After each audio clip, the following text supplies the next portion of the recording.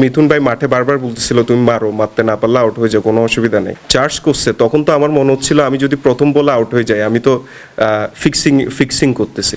তো এই যে একটা ট্রমা। আপনি যদি বলেন যে ম্যাচের আগের দিন কথা বলেছে, এটা নাথিং রং, কিন্তু ম্যাচের মধ্যে যখন একটা ছেলে প্যাড পরা আছে তখন এসে তাকে পোক করে কিভাবে? আমার মনে হচ্ছিল আরে সাইফের কারণে ম্যাচ হেরে গেছি, ওরকম একটা সিচুয়েশনে যখন অ্যান্টি করাপশন এসে পোক করে মানসিকভাবে আরো বিপর্যস্ত করে ফেলেছিল। সাইফ এর আগের ম্যাচগুলোতে পারফরমেন্স ভালো দেখাতে না পারার কারণে তার যেই মানসিকভাবে সে যে বিপর্যস্ত হয়েছে। আমি মিঠুন ভাইয়ের সাথে কথা বলছি, আমি বলছি ভাইয়া সাইফের এই সিচুয়েশন কেন? শিয়া বাটার ও ভিটামিনে সমৃদ্ধ লিলি বিউটি সোপ, তারুণ্যময় উজ্জ্বল ত্বকের জন্য। রিমার্ক। তখন মিথুন ভাই সাইফের সাথে কথা বলছে, সাইফও বলতেছিল যে মানে কয়েকটা ম্যাচ বাজে পারফর্ম করার কারণে সে মেন্টালি একটা ট্রমার মধ্যে আটকে গেছে, যেখান থেকে সে বের হতে পারতেছিল না।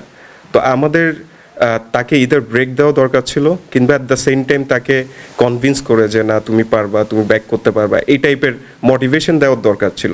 সেরকম একটা ইন্টেন্স সিচুয়েশনে আমার প্লেয়ার যখন মাঠে নামবে, অ্যান্টি করাপশনের লোকজন তাকে জেরা করে উল্টাপাল্টা কিছু কথা বলছে। তো পরে আমি আমার লজিস্টিক ম্যানেজারকে মানে ম্যাচ হারার পর যখন মানে আমার মনে হচ্ছিল আরে সাইফের কারণে ম্যাচ হেরে গেছে, এটা খুবই মানে ইজি ম্যাচ, আমরা কিভাবে হেরে গেলাম, আমি আমার মতো করে চিন্তা করতেছিলাম, আমি আমার মতো করে ফাংশন করতেছিলাম। পরে সাইফ থেকে শুনলাম তাকে সে ব্যাটিংয়ে নামার আগে, যেটা একদম স্ট্রিক্টলি সাধারণত আপনার ম্যানেজমেন্টের কেউ প্লেয়াররাও সাধারণত যে হচ্ছে মাঠে নামবে তার সাথে সাধারণত কথা বলে না। কথা না বলার পিছনে রিজন হচ্ছে সে একটা স্টেবল একটা হয়তো ফোকাসের মধ্যে আছে, সে কীভাবে খেলবে না খেলবে। ওরকম একটা সিচুয়েশনে যখন অ্যান্টি করাপশন এসে পোক করে, তাই কিন্তু এটা মানসিকভাবে আরও বিপর্যস্ত করে ফেলেছিল। তো ম্যাচের শেষে পরবর্তীতে যখন আপনার বিলাস জিজ্ঞেস করতেছিল আমাদের লজিস্টিক ম্যানেজার, তো তখন সাইফ বলতেছিল যে ভাইয়া আমি তো যেমন মিথুন ভাই মাঠে বারবার বলতেছিল তুমি মারো, মারতে না পারলে আউট হয়ে যাও, কোনো অসুবিধা নেই। তো আমাদের লজিস্টিক ম্যানেজারকে বলতেছিল যখন অ্যান্টি করাপশন আমাকে চার্জ করছে তখন তো আমার মনে হচ্ছিল আমি যদি প্রথম বলে আউট হয়ে যাই আমি তো ফিক্সিং করতেছি। তো এই যে একটা ট্রমা, এই জিনিসগুলো তো মানে খুবই আনহেলদি কিছু সিচুয়েশন, এই জিনিসগুলো তো কখনো কাম্য নয়। এই যে আপনার সাইফের সাথে ইস্যু হলো, রংপুরের ম্যাচে আমাদের তিনটা ওয়াইড দেয় নাই।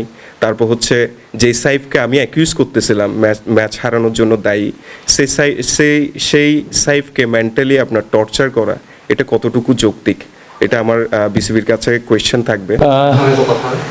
দেখেন, আমাদের মোস্ট অফ দ্য ইনসিডেন্ট ঘটেছে রংপুর ম্যাচের আগে।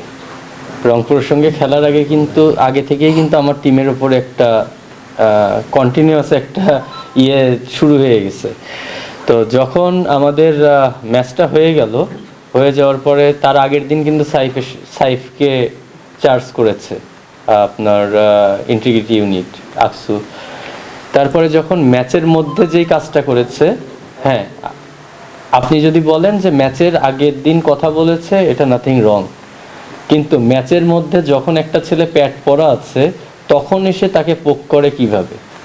এটা আমি অ্যাজ এ প্লেয়ার হিসেবে আমার 15-16 বছর 17 বছর যাই বলেন ক্যারিয়ারে, আমি এরকম কোনো ঘটনা কখনো শুনি নাই যে পৃথিবীর কোথাও এরকম ঘটনা ঘটেছে।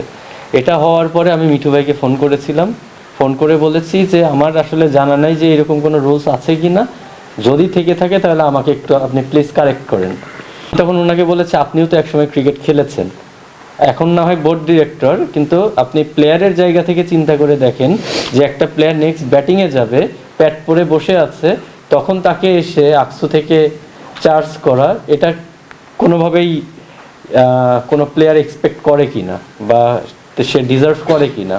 তখন উনি বলেছে আমাকে অফিসিয়ালভাবে মেল দিতে, আমি ঢাকা টিমের থেকে তাকে অফিসিয়াল মেল পাঠিয়েছি, খুব সম্ভবত প্রেসিডেন্টকে পাঠিয়েছি ওনাকে সিসিতে রেখে।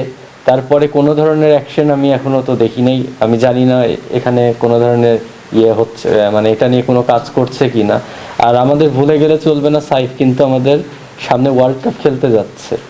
ওয়ার্ল্ড কাপ খেলতে যাওয়ার আগে একটা ছেলেকে আপনারা মানসিকভাবে যদি এইভাবে ডিস্টার্ব করতে থাকি বা একটা ট্রমার মধ্যে ফেলে দিই, এটা আলটিমেটলি কিন্তু 2 দিন পরে আমার দেশের ওপর এফেক্ট পড়বে। তো আমরা কোনোভাবেই মানে আমরা বাংলাদেশে ক্ষতি হবে এই ধরনের কোনো অ্যাক্টিভিটি আমরা করতে পারি না।